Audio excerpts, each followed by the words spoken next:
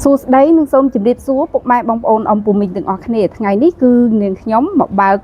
ជ្រក់កាស្នោរបស់នាងខ្ញុំគឺថាជ្រក់កាស្នោគឺថាល្មមអាចញ៉ាំបានតែម្ដងពីដំបូងឡើងគឺនាងខ្ញុំគិតថាប្រហែលជាល្ងាចទៅជូរប៉ុន្តែដល់ទៅពេលនាងខ្ញុំភ្លក់ទៅគឺថាជូរល្មមដូចនាងខ្ញុំតែងតែនិយាយដដែលចឹងថាការធ្វើជ្រក់របស់នាងខ្ញុំគឺថាលឿនរហ័សងាយហើយក៏ញ៉ាំបានឆ្ងាញ់ផងដែរ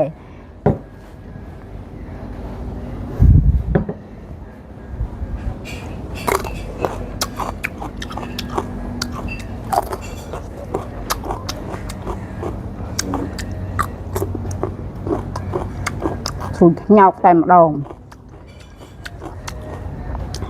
តែដោយសារតែល្ងាចមិញវារៀង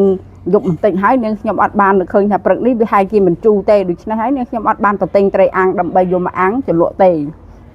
មានតែរងចាំថ្ងៃស្អែកប៉ុន្តែបើនិយាយពីជ្រក់កាស្ងាត់វិញអត់ជ្រក់កាស្នោវិញគឺថាឆ្ងាញ់តែម្ដង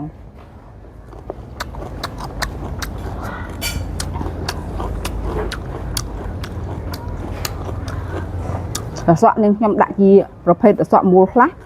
ជាប្រភេទតសក់ចំណិតខ្លះប៉ុន្តែបើតសក់ស្រួយមូលគឺឆ្ងាញ់ជាងតសក់ចំណិត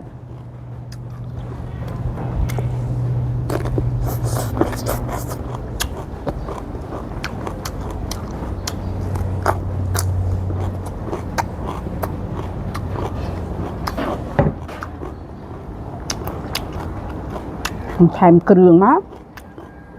មានត្រីអាំងត្រីម្ដែងឬក៏ត្រីផ្សេងមកគឺដឹងតែឆ្ងាញ់ហ្មង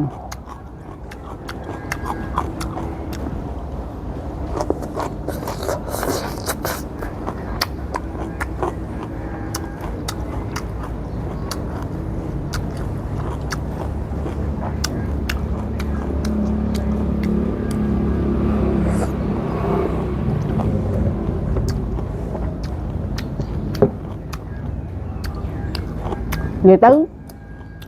ជ្រក់កាស្នោនេះគឺរសជាតិមកអេមតែម្ដងដូចនឹងខ្ញុំថាអញ្ចឹងប្រសិនបើពុកម៉ែបងប្អូនចង់ឲ្យឆាប់ជូរគឺបងប្អូនដាក់អំបិលតែបន្តិចបានហើយតែបើបងប្អូនចង់ទុកឲ្យបានយូរបងប្អូនដាក់អំបិលឲ្យរៀងប្រៃទៅគឺថាទុកបានយូរហើយតែដូចនាងខ្ញុំជម្រាបអញ្ចឹងថានាងខ្ញុំត្រូវការហូបភ្លាម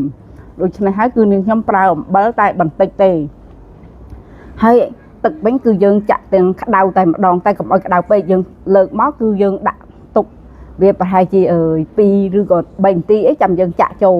ធ្វើឲ្យសណ្ដែកយើងស្រួយឆ្ងាញ់តែម្ដង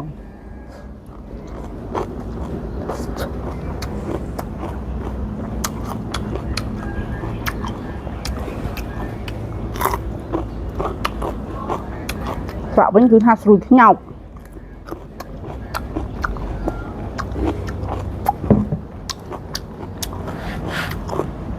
ហើយចំពោះវីដេអូនេះគឺមានតែប៉ុណ្ណេះទេនាងខ្ញុំគ្រាន់តែបង្ហាញឲ្យពុកម៉ែបងប្អូន